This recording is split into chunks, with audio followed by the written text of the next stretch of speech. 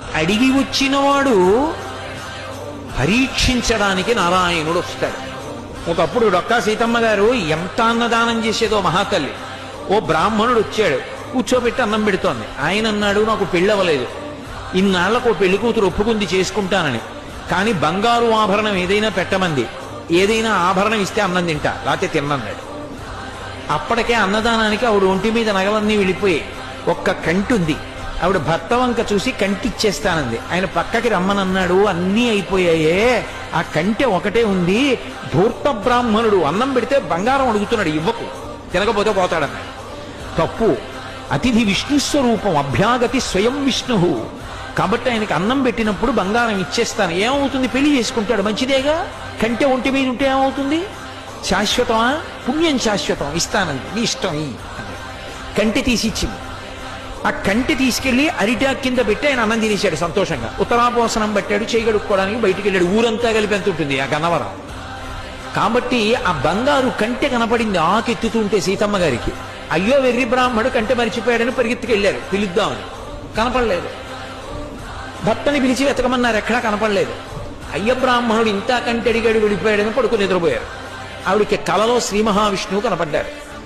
సీతమ్మ, ఇంతమందికి అన్నం పెడుతున్నావే, ఒక్కసారి నీ చేతి అన్నం తినాలనిపించి.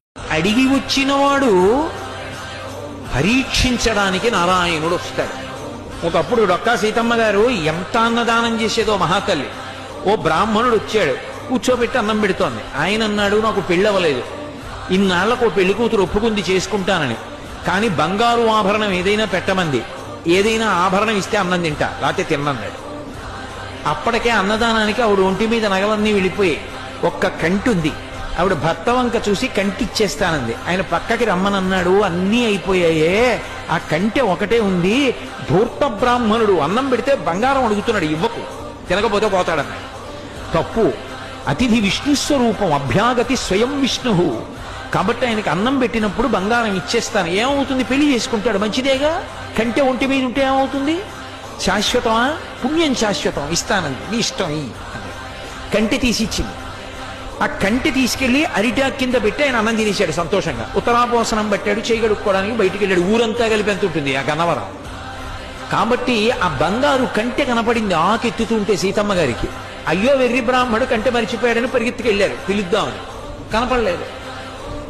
భర్తని పిలిచి వెతకమన్నారు, ఎక్కడా కనపడలేదు. అయ్య బ్రాహ్మణుడు ఇంత కంటె అడిగాడు, వెళ్ళిపోయాడని పడుకుని నిద్రపోయారు. ఆవిడికి కలలో శ్రీ మహావిష్ణువు కనపడ్డారు. సీతమ్మ, ఇంతమందికి అన్నం పెడుతున్నావే, ఒక్కసారి నీ చేతి అన్నం తినాలనిపించి.